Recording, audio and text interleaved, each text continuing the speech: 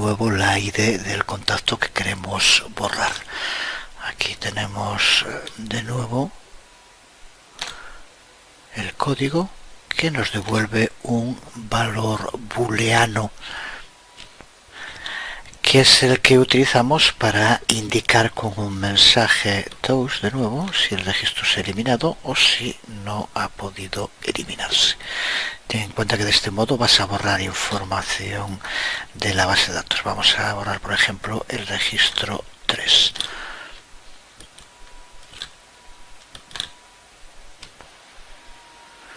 Observa como aquí aparece el registro eliminado, por tanto ese registro 3 ahora ya no se encuentra.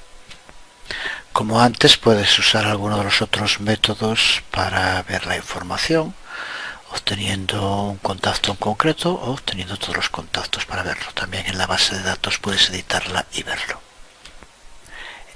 Terminamos el vídeo tutorial viendo cómo podemos precrear nuestras bases de datos SQLite y luego añadirlas a nuestra aplicación sin tener que crearlas programáticamente como hicimos antes.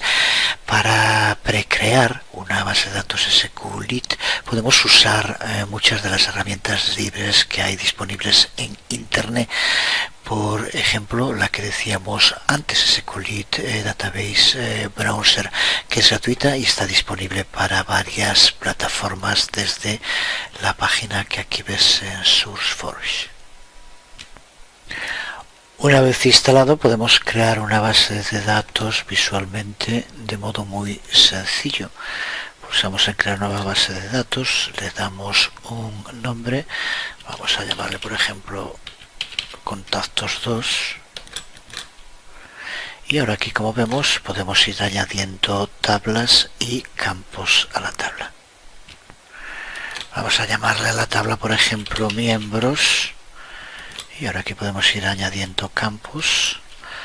Vamos a añadir un campo ID, y aquí en el tipo de campo vamos a poner integer primary key, y hacemos lo mismo con los otros. Nombre, test,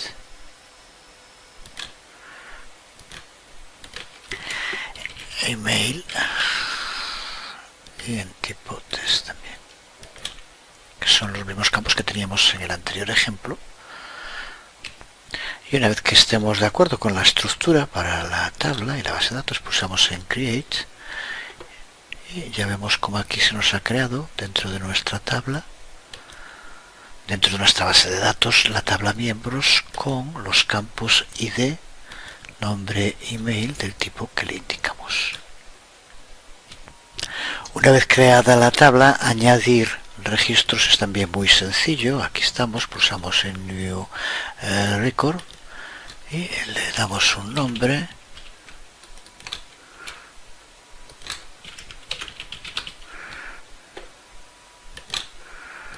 un email,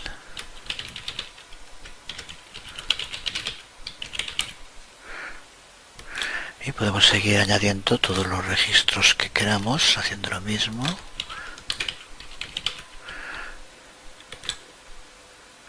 Perdón, the close, en este caso le va a quedar en aplicar cambios.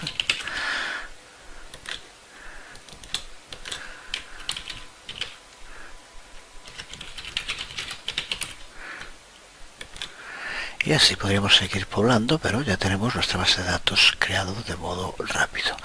Podemos guardarla en cualquier momento. Veamos ahora cómo podemos usar esa base de datos dentro de nuestra aplicación sin tener que escribirlo.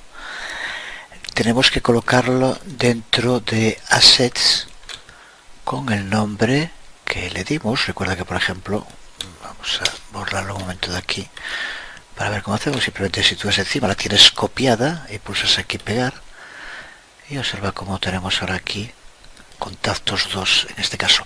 Tienen que estar todo en letras minúsculas para que funcione. Cuando ejecutemos la aplicación, que en un momento veremos el código, copiará esa base de datos que tenemos en Assets dentro del sitio donde tiene que estar en los archivos de nuestro dispositivo. Por eso vamos a borrarlo. Podríamos llamar también de otro nombre, pero para ver el funcionamiento vamos a borrarlo. Ya sabemos cómo hacerlo de otras veces, para que aquí no haya ninguna base de datos. Si se llama igual, sobreescribiría los datos también que aquí se encuentran, así que es importante que no tengamos una base de datos con el mismo nombre. También decir que en la base de datos que acabamos de crear hay alguna diferencia respecto a la que creamos programáticamente. Si recuerdas a la que acabamos de crear ahora, a la tabla en lugar de contactos le llamamos miembros. En fin, podemos ya hacerlo también todo igual, pero así nos sirve para ver cómo tenemos que cambiar el adaptador. Vamos a crear una nueva versión del adaptador, la que llamamos por ejemplo BD2, y lo único que tenemos que crear, porque es lo único que modificamos, es aquí en tabla base de datos, modificamos contactos por miembros. Si hubieras hecho algún otro cambio, pues habría que llevar a cabo aquí el cambio también, pero en este caso con esto nos llega. Y desde luego ahora en base de datos activity, cuando llamemos a nuestra clase helper, en lugar de llamar a BD, llamamos a BD2. Con esto ya está. Y aquí tenemos el código. Que lo que hace es que cuando la aplicación se ejecute, copiará la base de datos que colocamos en Assets dentro del directorio con el nombre data, el nombre de nuestro paquete, que en este caso es con videotutoriales base de datos, dentro del directorio databases, y con el nombre que aquí le indiquemos. Vamos a llamarle mi BD como antes, aunque podríamos llamarle como quisiéramos. La clave está en el uso del método copyDB, método que aquí puedes ver. De nuevo, método estándar que se puede encontrar en librerías. Está aquí, por lo tanto podríamos llamarle como quisiéramos, copiar BD, por ejemplo, pero bueno, lo dejamos así, es lo de menos. Aquí es donde va a llevar a cabo la copia de la información. Y observa cómo vamos a utilizar un input string y un output string, pero el input string es para leer desde el archivo fuente, el que tenemos en el asset, y luego escribimos al archivo destino usando el objeto output string. En fin, trabajo con Java y nada nuevo. Observa cómo también utilizamos cursor para ir accediendo a la información que se lee y que hay que escribir. Y el resto es simplemente usar de nuevo Toast para que nos muestre la información de los contactos que incluye la base de datos. Junto con el video tutorial irán todos los archivos, que en este van a ser bastantes.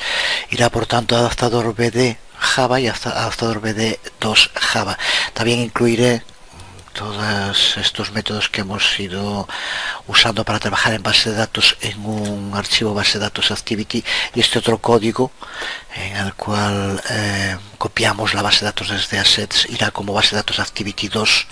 Simplemente cambia eso si quieres utilizarla y ver el funcionamiento. En fin, moverte entre los archivos que vayan de ejemplo, seguro que no tienes ningún problema. Así que bueno, yo creo que es un tema sobre el que se suele preguntar mucho, cómo trabajar con base de datos en Android, en general cómo poder persistir datos y reutilizarlos en cualquier momento. Espero que con este video tutorial quede claro. Seguiremos con más temas en los próximos videotutoriales. Por hoy nada más, os hablo Jesús Conde, nos vemos.